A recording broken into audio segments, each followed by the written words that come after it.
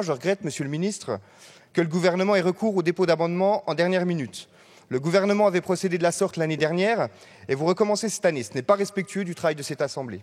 En responsabilité, je rends donc un avis favorable parce que je pense à nos forces de sécurité civile qui ont besoin de moyens supplémentaires.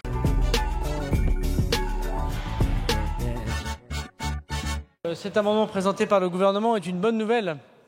Une bonne nouvelle pour nos départements, notamment pour les SDIS, chers à Franck Lester.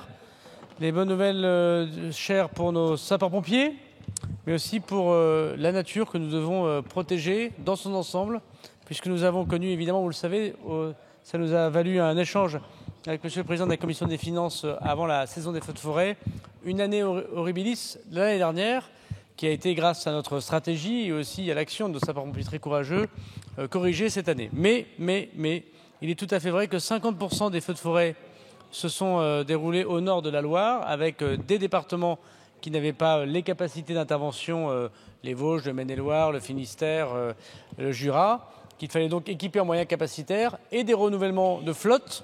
Notamment, nous pensons aux flottes hélicoptères et aux flottes des Canadair, puisque nous avons promis de renouveler la flotte qui était à la fois vieillissante et pas assez nombreuse.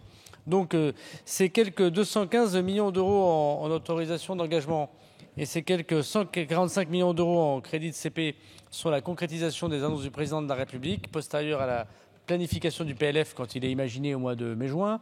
Et donc nous proposons un amendement certes important, Monsieur le Président, mais pour la bonne cause et qui correspond, me semble-t-il, aux annonces et aux engagements du Président de la République. Lors de mon intervention introductive, j'ai indiqué que le budget proposé par le gouvernement pour le programme 161 n'était pas à la hauteur. Par le biais de cet amendement, le gouvernement propose d'augmenter de manière importante les crédits dédiés à la sécurité civile à hauteur de 215 millions en autorisation d'engagement et 145 millions d'euros en crédit de paiement. Je rends donc un avis favorable sur cet amendement qui donne des moyens supplémentaires à nos forces de sécurité civile. Cependant, je regrette, Monsieur le ministre, que le gouvernement ait recours au dépôt d'amendements en dernière minute. Le gouvernement avait procédé de la sorte l'année dernière et vous recommencez cette année. Ce n'est pas respectueux du travail de cette Assemblée. Je déplore également le fait que le gouvernement mélange au sein de cet amendement des dépenses de nature très différente, ce qui ne permet pas à la représentation nationale de savoir exactement quels budgets sont alloués à quels acteurs. Dans cet amendement, il est aussi question pêle-mêle du renouvellement de la flotte aérienne, sans que l'on sache si c'est pour des bombardiers d'eau amphibies ou des hélicoptères lourds bombardiers d'eau. La revalorisation du remboursement des colonnes de renforcement, les pactes capacitaires et enfin la création de la 4e unité de Formisc. Il ne s'agit pour autant pas de sujet nouveau et le gouvernement aurait pu faire l'effort d'intégrer ces mesures dans son budget initial.